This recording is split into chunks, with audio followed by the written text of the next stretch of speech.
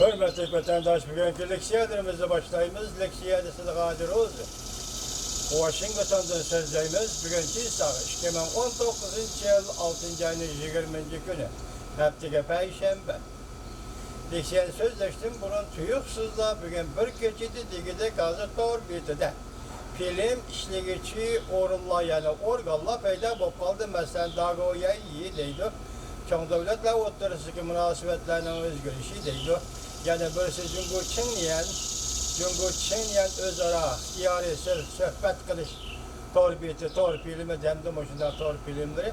Bunun içinde birincisi nemi deyilirse biz Şangang'a 1 milyon kişilik asker çıkaralayımız. Negizde kanunun roy büyücü deydi. Aslında birisi Şangang'da belki yazıp yaptı. Negizde kanunun kaisi maddesi de Şangang'a 1 milyon asker çıkarman degen gep var hep bu yaptı. Anada birincisi Dagoya yediğinde nemi davatını desiniz ve Şangang'ı tazalayımız deydi. Anada nemi deyilirsiniz öldürümüz dedik Cungu yaşları degende. Kolga alımız bastırış hukukumuzda hava, yer ve kuruluk deniz teveligini hamal kılımız falan peşmetteydi. Demek bir yerde hazır vaziyet doğrusu bir kelime söz bulsak orgun taraflardan biz Şangang taraftan alıp geldik. Endi Cungu'nun fazlasıysa nime deyseniz bana 21. günü Şangang'da yani zor özgürlük buludu deyilip atkan bir peytte. Hazır Şangang hükümet tarafından süretlerimi hükümet emeldarlarının faaliyetleri böyle Dagoya yediğini görüştürdü. Şunu da Karagandı, Şangang taraflı hükümet yak alakadar taraflar katlıklı şekilde vatıdı. Mavu gerçeğe Cungu hükümetinin meydanı bulması mı? Lakin hazır teşvikat, tergibat ki bu özgürlük. Sen Şangang'ın nöbet ki vaziyetini karısak, hem de bu sel ciddilik mi kandak, ciddilik mi kandak diye sualını koyduğumuz.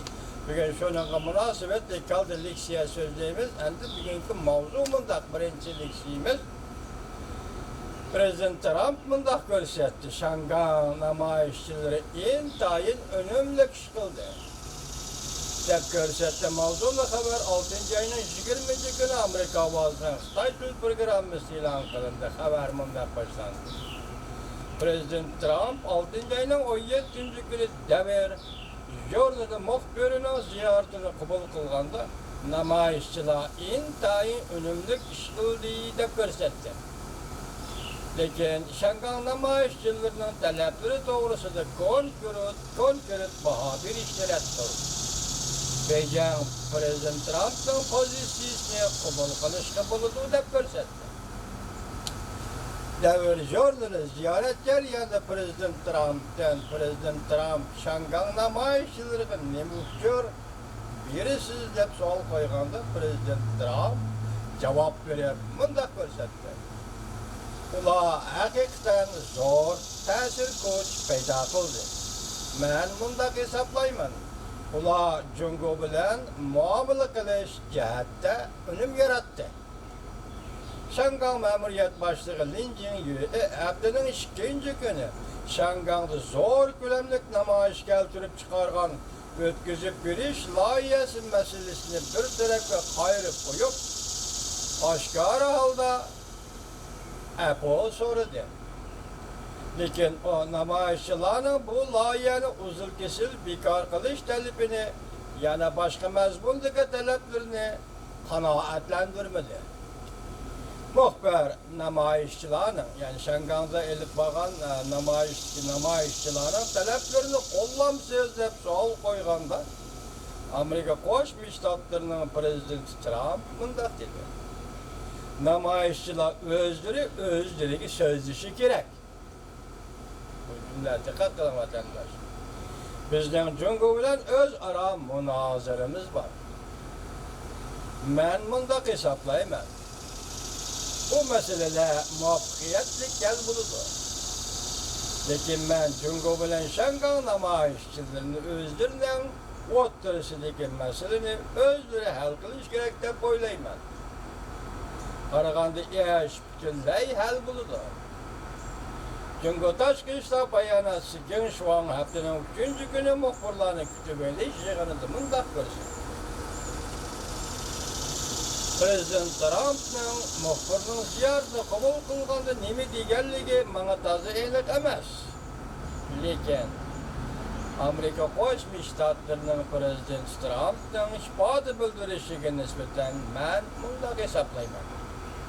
Prezident Trump'ning pozitsiyasini qabul qilishga bo'ladi.